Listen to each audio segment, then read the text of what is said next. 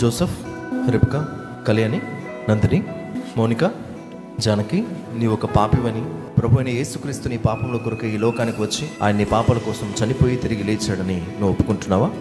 ఒప్పుకుంటున్నాను. ఈ రోజు నుంచి ప్రభు అయిన యేసుక్రీస్తే సజీవుడైనటువంటి దేవుడు నీ జీవితానికి ఆయన రాజుగా, ప్రభువుగా ఉంటాడని నువ్వు విశ్వసిస్తున్నావా? విశ్వసిస్తున్నాను.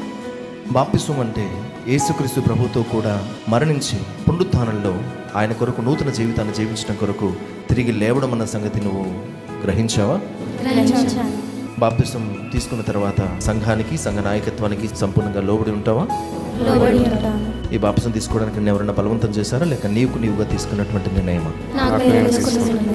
నీవు ఇచ్చిన సాక్ష్యాన్ని నమ్మి ప్రభు మాకు ఇచ్చిన అధికారాన్ని బట్టి నీకు ఈ సమయంలో బాప్తిస్మం ఇస్తున్నాను. సంఘం అంతటి ఎదుట నీవు ఇచ్చినటువంటి సాక్ష్యాన్ని నమ్ముతూ ప్రభు మాకు ఇచ్చినటువంటి అధికారమును బట్టి తండ్రి యొక్కయు, కుమారుని యొక్కయు, పరిశుద్ధాత్మ యొక్క నామంలోనికి నీకు బాప్తిస్మం ఇస్తున్నాను.